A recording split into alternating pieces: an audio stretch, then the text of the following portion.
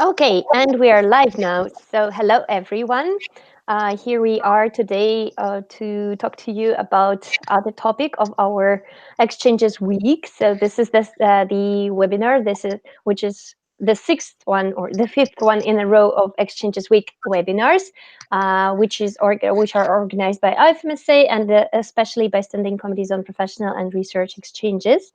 And today's webinar is dedicated to intercultural learning, how important this topic is for future healthcare professionals. And we're going to address why do we talk about it and what are the main points we need to address while talking about it. And so here we are today with you, and we have Dr. Janusz Janczykowicz. He's from Poland, and he will also represent himself. Hello, doctor. Also, we have Georgia Soldas. She's the Scopy Development Assistant, External Development Assistant, and she's helping with organization of this webinar. And here I'm also today with you. I'm Tanya Zebrova. I'm the Scopy Director, and I'm from Russia. And now I just want to pass the word to Dr. Janczykowicz. So please feel free to present yourself and to tell us something. Okay. Okay, so welcome everybody. This is really, really great to be here with you. The subject is really fascinating and extremely important. We don't have much time, so I think I will just start now. So let's connect my screen and you will see the slides. Mm-hmm. Okay, here we are. So just a very short introduction. I'm the Vice Dean for Educational Methodology and for Assessment for the Medical Faculty of the Medical University of Łódź. And this is our main clinical hospital. And at this hospital, at this university, we have about 850 or even up to 900 international students. And to clarify, these are not students, I'm not counting the students from the short-term Erasmus exchange. These are students coming to our university for 5 or 6 years to study medicine and dentistry. And this is a really fascinating cohort of students because these are students who are very often for the first time outside their home countries and for the first time in Europe. So, of course, this generates great opportunities and great challenges. So I'm showing this to you just to clarify that what I'm going to talk is not like a pure theory. This is just our everyday practice. And within this university, we have a Center for Medical Education, working very closely with IFMSA, but working, first of all, with AMEE and the other organizations, healthcare organizations from Europe and from all the world, and of course, with multiple students organizations. And okay, let me just briefly introduce the format of our webinar today. So we have sent a set of questions to Dr. Janczykowicz related to the topic that we already have mentioned. And now we will receive some answers from Dr. Janczykowicz. So Georgia will be asking the questions that we have sent previously. And in the meantime, feel free to ask your questions in the chat below or on the right side of your screen if you're watching us right now live. So Georgia, I'm passing the word to you. Just a second, Georgia, you're muted and you can talk now. Go ahead. Okay. Sorry, everyone. Hello again. Yeah, we prepared a few questions for Dr. and we are going to ask him now. So the first 3 questions that are important for us to get inside the topic are, why is the development of intercultural competence of critical importance for future health professionals? And then also, what can an exchange bring in terms of intercultural learning, and what does it take to become global citizen and health professional? Yeah, please. Okay, really, really interesting and really important questions. I would like to form a very shortly foundation for the answers because we'll be using terms race, ethnicity, and culture, of course, as the title of the webinar is about intercultural exchange and education. So we need to clarify. First of all, race, it's a very controversial construct. This is as we believe now, just a social construct, of course, with the terrible background of oppression, slavery, and with current injustice. It needs to be clarified that research in genetics doesn't really support the existence of separate races. So it rather comes out from so-called scientific racism, which means the previous attempts to prove that we should divide people into different groups. Then we have the term geographic ancestry, which is definitely not equal to race. So very often, diseases which we attribute to race are in fact attributed to geographic ancestry, just like, for example, sickle cell anemia. And then ethnicity. Ethnicity is the mixture of everything we get from our homes. So there is this, of course, it includes how we look like, but it includes our language, it includes our culture and other inherited features. It includes religion, beliefs. So we may say that even if we change the religion in the future, we will still have the background. So this is something we cannot change. And finally, culture. Of course, it is passed from one to another generation, but in fact, we may belong to multiple cultures and we may change them. So this is very important to understand these terms, especially that focusing on race, as many people do, really downplays the other crucial factors. So to summarize, we will avoid using the term race. We'll talk about population, we'll talk about ethnicity, and it's very important for people in Europe to know this directive, which says that European Union rejects theories which attempt to determine the existence of separate human races. And to add to this, there is intersectionality. Perhaps many of you know this term, which means that each of us is different, because in each of us, all the elements of diversity intersect and create a very individual person. So we should never talk generally about all people of culture or gender or ethnicity. And we have no time to listen to all of this lecture, but I would like you to listen for a moment to a really great explanation what intersectionality means. I hope this will be working correctly. Now, I generally think of myself as pretty self-aware. I know that I'm lucky to live in a country like Canada, lucky to be a doctor, lucky to be able to do work I love and raise my children as I see fit. I recognize that my already lucky life is made even easier for me by many things, including the color of my skin, my being married to a man, and our combined family income. But also that in some ways, it might be more difficult than it would otherwise be because of things like my gender, my religion, my size. So when I told this story over coffee the next day. Okay, I think this perfectly clarifies what intersectionality means. Finally, what does it mean? I should tell it. This is an excellent lecture from Professor Ayelet Kuper. You can listen to this lecture on AMEE internet site. I will be very happy to share it with you. So why do we use the term intercultural instead of cultural? When we were using in a past term cultural competence, we meant teaching something like, if this person is Muslim, you should behave like this. If this person is from this country, from Africa or from Asia, you should never do this.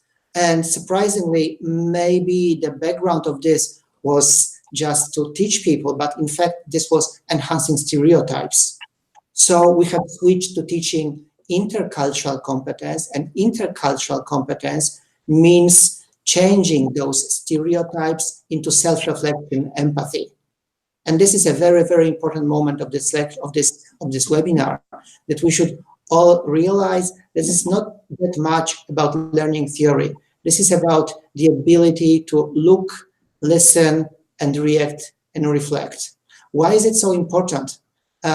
Just because all the dimensions of diversity influence the communication styles, diet preferences, values, health beliefs of our patients, family roles, lifestyles, decision-making processes, rituals. This list may never end, and this all applies to our patients. Of course, this is we have 45 minutes, and this is just this could be discussed during the day-long workshop. But we need to understand our patients. We need to understand how they differ, and also this slide emphasizes that cultures means also communicate. Intercultural communication means also communication with our healthcare team, with all the health professions. So this is about intraprofessional education. We may say that intraprofessional education is also sort of intercultural education. So what happens when we don't have the intercultural skills?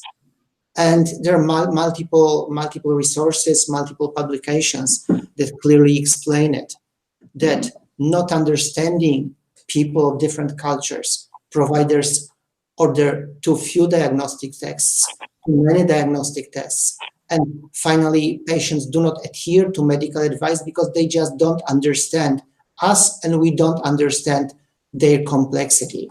So to answer very quickly, what can an exchange bring in terms of intercultural learning? I would say, first of all, developing self-reflection, observing people, and developing our empathy, because empathy is competence that can be developed. What does it mean to become a global citizen and health professional? Well, of course, there is this easy answer that global citizen means that we are representing the whole world instead of being a citizen of a particular place. It's very, very complex, in fact, because we have multiple processes. We have globalization, but we have also individualization, which means that people stop behaving like all members of their group, stop following all the rules. They just become individuals. And there is this informalization when for different countries, again, certain rules become less important. So there is a very big critical discourse about the concept of global citizen. I think it is related mostly to an error here, that it's not about representing the whole world rather than, but it's about combining, representing the whole world and representing our own place in the world. Just to add a medical touch to this, it is important it's really interesting to read the changes in evidence-based medicine when we are moving from just the foundation of best external evidence to individual expectations of patients, individual patients' values. So answering why is it important to be a global world healthcare professional? It's about providing patient safety and best standards of healthcare to all people from all the world. Yeah, thank you very much. I think we couldn't agree more on what you said, especially for those who has already enjoyed an exchange experience. I think we can really relate to what you said, and that's really important and super well explained. So thank you very much. So maybe we can move on to the next 3 questions. That would be, what is ethnocentrism? How can we deal with prejudice and stereotypes? And what do we mean by cultural identity? Thank you. Okay, again, really interesting but very complex issues. So ethnocentrism is when we are judging another cultures, and for this we base on our preconceptions found in values of our own culture. So this is when we go for holidays and we are surprised how people can eat such breakfasts, because in our country we eat different breakfasts. So that there, I'm sure you know this feeling. I'm sure you know this. You have experienced this, perhaps both judging and being judged that way. But there is also ethnocentrism in healthcare, meaning that we believe that the way we provide healthcare services is just the only one and the best way. And there is also ethnocentrism in education, which is interesting for us in medical education, because we need to find a balance between finding the universal standards of medical education and healthcare education, but also between not imposing our standards, that the way we develop curricula, the way we teach, the way we assess is the only way that should be followed. So we deal with this issue every day. So for our students, for our international students, we have implemented a module when we can discuss their reactions to our Polish culture. And sometimes it's sometimes it's always extremely important to clarify that kind of issues. Because just the example I really like, foreign students come from countries with different personal comfort zone. For Polish people, our personal comfort zone is pretty big. So we are not very happy when we are touched and kissed by strangers. And for example, our students sometimes are surprised, and we could hear a statement from one of the students that Polish people are racist because they don't want to touch me when, for example, the shopping assistant gives me change. And the student said, she or he, they will never give me that and giving money to my hand, they will put it on a special tray. And this is not racism in this case. This is just simply the way we do this in Poland. So this discussion can be the discussion about stereotypes.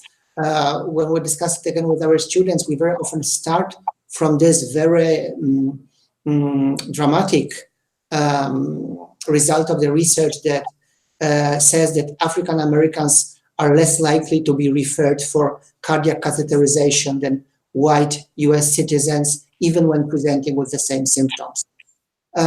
Which means that there is somewhere a stereotype and there is somewhere prejudice. Of course, this paper is very well known, and this was followed by multiple other papers showing the complexity of why it happens. But what I want to focus for a moment is our own prejudice against cultures, religions, minorities. So of course, if I ask you, do you have any prejudice, perhaps you would say no. But I think the much more difficult question is to ask ourselves, do I have any prejudice against cultures, religions, minorities? And I think if we say no, it means that we lack some self-reflection.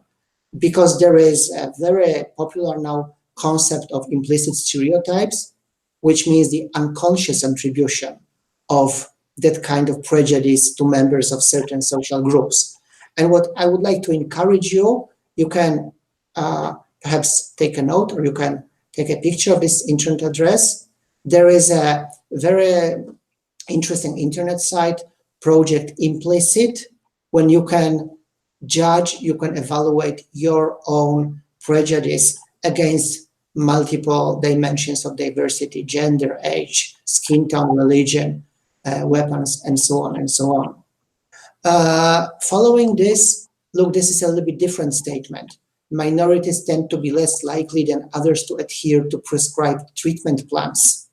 And the question is why? This shows the complexity of stereotypes. People who are in a minority group, and if they know, people who are in this group, and if they know that there are stereotypes applied to this group, like, for example, oh, these people never follow treatment plans. These people will not follow what I prescribe. They really stop doing this. If there are students who belong to a group that is considered to be, for example, poor on to have poor results of certain exams, these students really perform poorly because they have this huge ballast of stereotype. And finally, I think it's really interesting. I encourage you to visit this site because you will find them great resources for your own workshops on diversity. There is nothing like a positive stereotype, because telling, oh, we know that people from your culture are always perfect at maths or in IT, again, makes performance on exams, during exams, more difficult. So, of course, I could give you multiple general advice how to behave, to, instead of applying stereotypes, to how to just behave properly.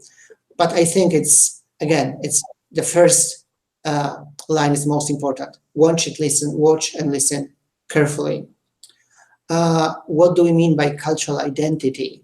And to understand this, to explain this, I will show you how we work with our students using resources from C2ME Cultural Competent project.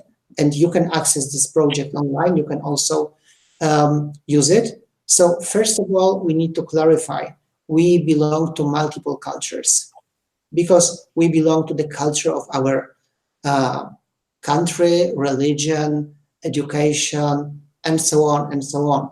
So it's great to reflect and first of all understand what are the cultures that we belong to. And for this, we are using that kind of the flower, and this is just pre-filled to show you. But what you should do is you should put your name in the middle and you should think, so what are the cultures that I identify with? And following this, you may think, okay, so what makes me really proud, for example, to belong to the culture of scientists, or students, or parents? What is especially difficult in this? And what are the stereotypes? And how they are not really true. So you may say, like, I'm a Christian, but I'm not a radical right conservative, while the wrong stereotype may suggest it. So again, talking about cultures, there is something like cultures of doctors, nurses, patients. So instead of talking about interprofessional education, as said before, we may again talk about intercultural education. Yeah, thank you very much. It was really, really interesting. These are, of course, topics that, as you say, we could speak about for ages, but I hope also all this website and link you said about, we can put the links later and maybe we can watch them ourselves and find out more. Okay, so thank you very much. We can pass and go to the last question before listening to your questions.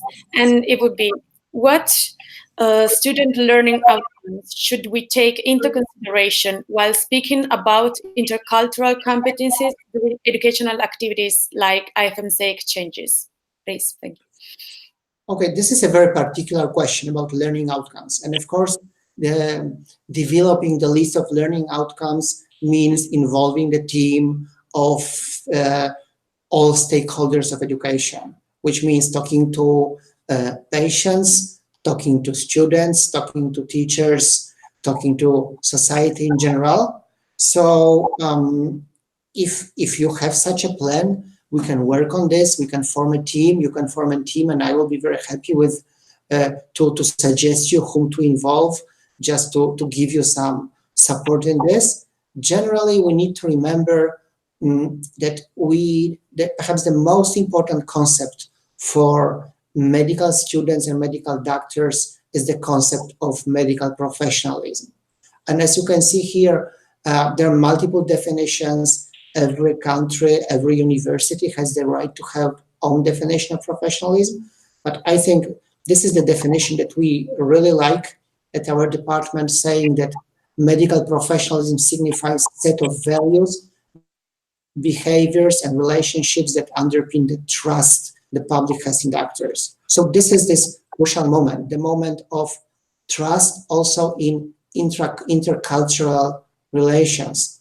And there are multiple projects, research results that inform us that patients' outcomes are better if doctors show empathy.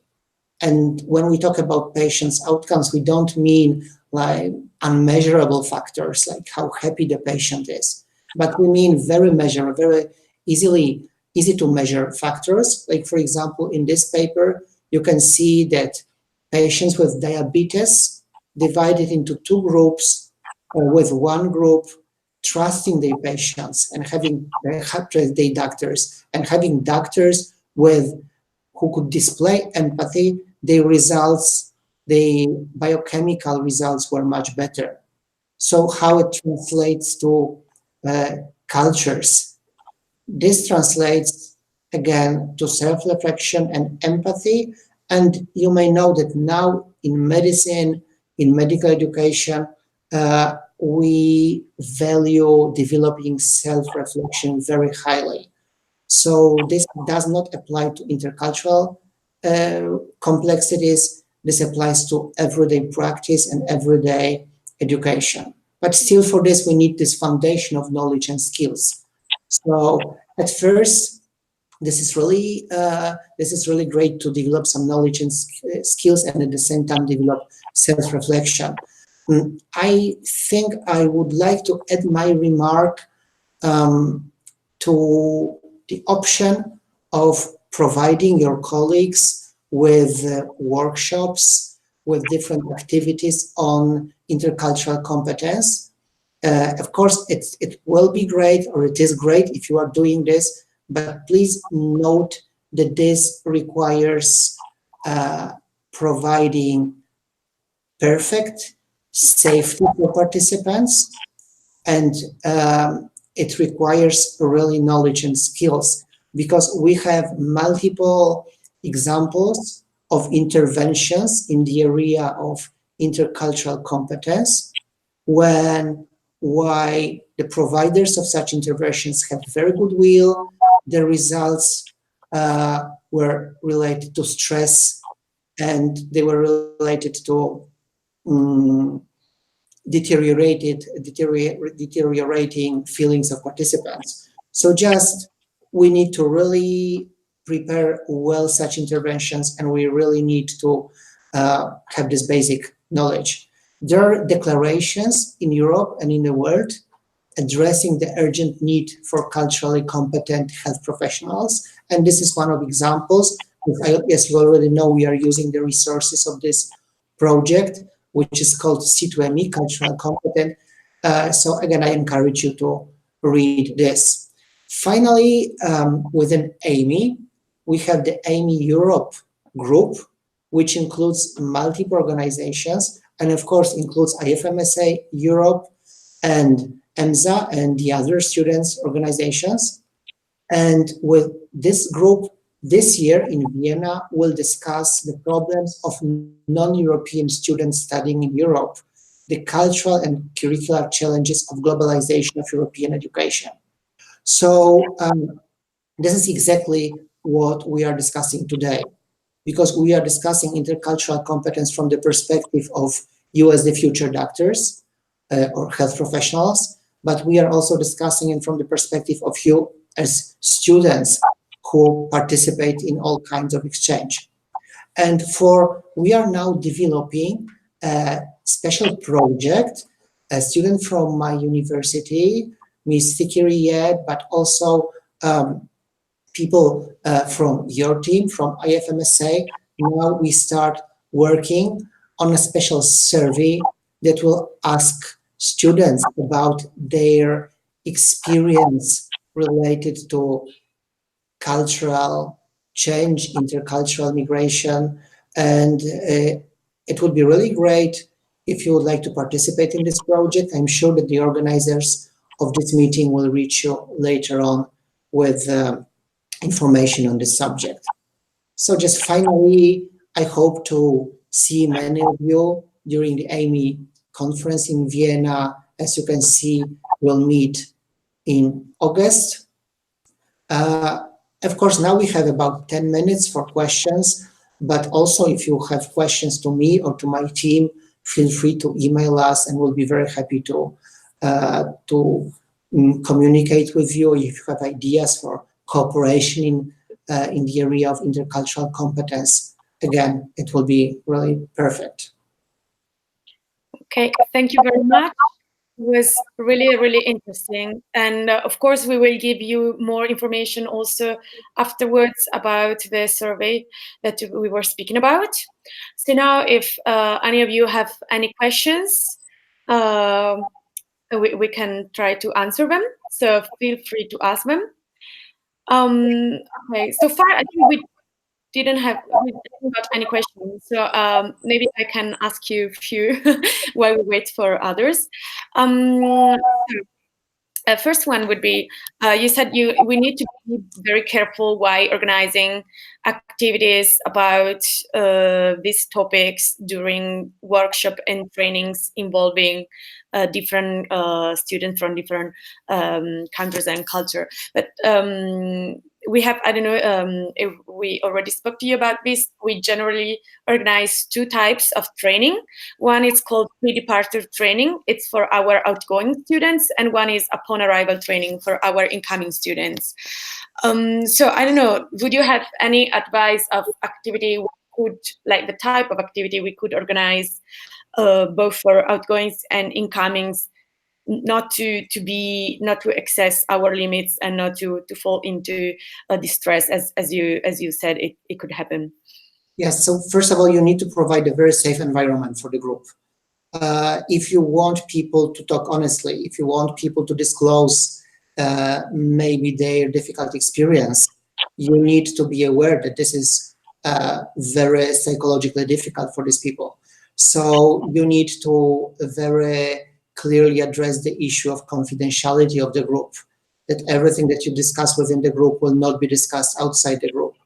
You need to be ready. Of course, it depends on the type of activity, but you need to be just aware of the fact that some reactions of people may be emotional.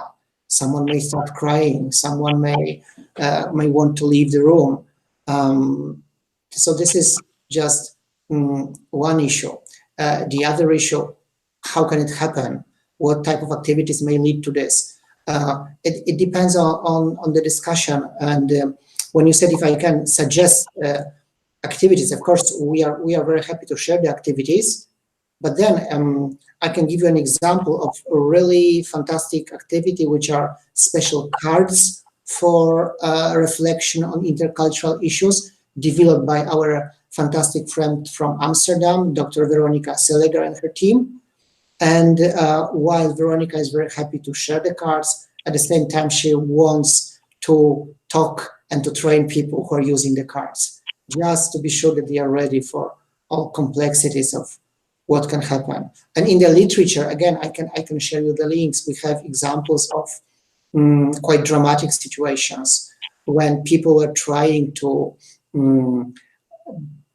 implement some interactive workshops, and they were trying to divide people into groups with groups representing minorities, and it all ended bad. It all ended in psychological trauma. Yeah, I agree. It can be hard. Yeah, and probably we always try to train ourselves and to inform before delivering this work, but of course it's never enough, and we will be very pleased and happy if you would share with us all this material. Okay, let's see, no other questions, so I will go for the second one, and then afterwards I think we can, I mean, if no other question will be asked, we can also finish here.